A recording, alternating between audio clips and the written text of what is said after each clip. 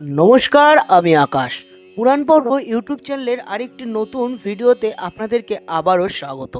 বন্ধুরা, টাইটেল আর থাম্বনেল দেখে আপনারা বুঝতেই পেরেছেন যে আজকের ভিডিওটা কী নিয়ে হতে চলেছে।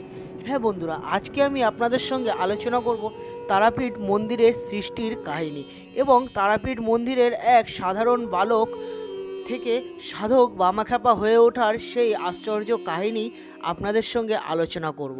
এই তারাপীঠ মন্দির যেখানে প্রতিদিন লক্ষ লক্ষ ভক্তের ভিড় জমে, এই তারাপীঠ মন্দির যে মন্দিরের মহা শ্মশান দেখার জন্য প্রতিদিন লক্ষ লক্ষ মানুষ ভিড় জমায়, এই তারাপীঠ মন্দির যেখানে সাধনার প্রধান স্থল বলে মানা হয়, সেই তারাপীঠ মন্দিরের অলৌকিক ইতিহাস ও সেই তারাপীঠ মন্দিরে বামদেবের সাধারণ বালক থেকে বামাখ্যাপা হয়ে ওঠার কাহিনী আপনাদের সঙ্গে শোনাবো আজকের এই ভিডিওতে। একটু ধৈর্য ধরে আপনারা সম্পূর্ণ ভিডিওটা শুনবেন, তাহলে হয়তো আপনারা অনেক কিছু জানতে পারবেন। চলুন তাহলে আজকের ভিডিওটা শুরু করি এবং আপনারা ভিডিওর সঙ্গে থাকবেন, ভিডিওর পাশে থাকবেন, স্কিপ একদমই করবেন না। চলুন তাহলে সরাসরি ভিডিওতে যাওয়া যাক। বীরভূমের লালমাটির পথ পেরিয়ে দ্বারকা নদীর শান্ত স্রোতের পাশে সন্ধ্যার আবছা আলোয় যখন শঙ্খধ্বনি আর ঘণ্টার শব্দ ভেসে আসে, তখন মনে হয় এই ভূমি যেন সাধারণ নয়, এই যেন কোনো গুপ্ত সাধন ক্ষেত্র। সেই পবিত্র স্থানই হলো জাগ্রত শক্তিপীঠ তারাপীঠ মন্দির। দিনের বেলা এখানে ভক্তদের ঢল নামে, কিন্তু রাত গভীর হলে শ্মশানের নিস্তব্ধতা, আগুনের লেলিহান শিখা আর মন্ত্রোচ্চারণে চারিদিক যেন অলৌকিক হয়ে ওঠে। পুরাণ কথায় বলে, সতী যখন পিতৃগৃহে যজ্ঞকুণ্ডে দেহত্যাগ করেন, শোকাহত মহাদেব তার দেহ কাঁধে নিয়ে বিশ্বময় তাণ্ডব শুরু করেন। সৃষ্টিকে রক্ষা করতে ভগবান বিষ্ণু সুদর্শন চক্র দিয়ে সতীর দেহ খণ্ড করেন। সেই দেহাংশের তৃতীয় নয়ন নাকি এসে পড়ে এই ভূমিতে। সেই থেকেই এটি 51 পীঠের অন্যতম শক্তিক্ষেত্র বলা হয়। এই ভূমিতে মাতৃশক্তির জাগরণ অন্য যে কোনো স্থানের তুলনায় গভীর ও রহস্যময়। অনেক যুগ আগে ঋষি বলিষ্ঠ এখানে তন্ত্র সাধনা করেছিলেন, এমন জনশ্রুতি আজও শোনা যায়। তিনি দীর্ঘ তপস্যার পর মা তারার দর্শন লাভ করেন। সেই থেকেই এই স্থান তান্ত্রিক সাধকদের কাছে হয়ে ওঠে সাধনার এক পরম তীর্থ। শতাব্দীর পর শতাব্দী ধরে বহু সাধক, যোগী, সন্ন্যাসী এখানে এসে ধ্যান করেছেন, শ্মশানের আগুনকে সঙ্গী করে জপ তপ করেছেন। এই রহস্যময় ভূমিতেই ঊনবিংশ শতাব্দীতে জন্ম নেন এক অসাধারণ সাধক বামাখ্যাপা। তার প্রকৃত নাম ছিল বামদেব চট্টোপাধ্যায়। ছোটবেলা থেকেই তিনি ছিলেন ভিন্ন স্বভাবের। অন্য ছেলেরা যখন খেলায় মেতে থাকত, তিনি তখন এক কোণে বসে মায়ের নাম জপ করতেন। সংসারের প্রতি তার আকর্ষণ ছিল না, বরং তার মন টানত শ্মশানের নির্জনতা, মন্দিরের ঘণ্টাধ্বনি আর দেবী মূর্তির চোখের গভীর দৃষ্টিতে। যুবক বয়সে তিনি একদিন সব ছেড়ে তারাপীঠে এসে উপস্থিত হলেন। কেউ তাকে ডাকেনি, কিন্তু যেন কোনো অদৃশ্য শক্তি তাকে টেনে এনেছিল। তিনি আশ্রয় নিলেন শ্মশানে। দিনরাত ধ্যান, উপবাস, মন্ত্র সাধনা। কখনো হাসছেন, কখনো কাঁদছেন, কখনো মাতৃমূর্তির সামনে শিশুর মতো আবদার করছেন। গ্রামের লোকেরা তাকে দেখে বলতো, ও তো খ্যাপা। সেখান থেকেই তার নাম হলো বামাখ্যাপা, মায়ের প্রেমে উন্মাদ বামা। কিন্তু তার এই উন্মাদনা ছিল ভক্তির উন্মাদনা। তিনি মাকে শুধু দেবী বলে মানতেন না, তিনি তাকে নিজের জন্মদাত্রী মা মনে করতেন। কখনো মন্দিরে গিয়ে মায়ের সঙ্গে অভিমান করতেন, কখনো আবার আদর করতেন।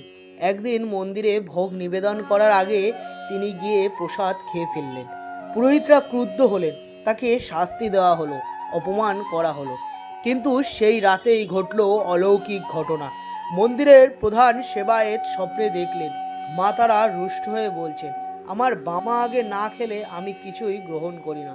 পরদিন সকালে এই স্বপ্নের কথা প্রকাশ পেতেই সবাই স্তম্ভিত। যাকে তারা পাগল ভাবত, সেই যে মায়ের সবচেয়ে প্রিয় সন্তান, তা স্পষ্ট হয়ে গেল। এরপর থেকেই বামাখ্যাপার প্রতি মানুষের দৃষ্টিভঙ্গি বদলে গেল। তাকে আর কেউ অবজ্ঞা করল না, বরং সবাই তার আশীর্বাদ নিতে আসতে লাগলো। শ্মশানের ধারে তার সাধনা ছিল গভীর ও কঠোর। বলা হয় তিনি আগুনের পাশে বসে ঘন্টার পর ঘন্টা ধ্যান করতেন। মাঝে মাঝে দেখা যেত তিনি শ্মশানের চিতাভস্ম মেখে মায়ের নাম জপ করছেন। অনেকে বিশ্বাস করেন তিনি বহু অলৌকিক ঘটনা ঘটিয়েছেন, অসুস্থকে সুস্থ করেছেন, বিপদগ্রস্তকে রক্ষা করেছেন, কিন্তু তিনি সব কৃতিত্ব দিতেন মায়ের কৃপাকে। সময়ের স্রোতে তার শরীর ক্ষীণ হয়ে এলো, কিন্তু তার ভক্তি কখনো কমলো না। জীবনের শেষ দিন পর্যন্ত তিনি মায়ের সান্নিধ্যেই রইলেন। যখন তিনি দেহত্যাগ করলেন তখন বলা হয় মন্দির প্রাঙ্গণে এক অদ্ভুত শান্তি নেমে এসেছিল, যেন মা নিজেই তার সন্তানকে বুকে টেনে নিয়েছিল। আজও তারাপীঠে গেলে শ্মশানের বাতাসে, মন্দিরে ধূপের গন্ধে আর মায়ের মূর্তির গভীর দৃষ্টিতে যেন বামাখ্যাপার উপস্থিতি অনুভূত হয়। ভক্তরা বিশ্বাস করেন মা তারা আজও জাগ্রত। যে সত্য হৃদয়ে রাখবে তিনি তার সাড়া দেবেন। তারাপীঠ তাই কেবল একটি ঐতিহাসিক স্থান নয়, এটি ভক্তিতন্ত্র, মাতৃত্ব আর সন্তানের নিঃস্বার্থ প্রেমের এক চিরন্তন কাহিনী। এখানে এসে মানুষ শুধু দেবীর দর্শন পায় না, তারা অনুভব করে সেই অদ্ভুত বন্ধন, যেখানে দেবী আর ভক্ত আলাদা নন, মা আর সন্তান একাকার।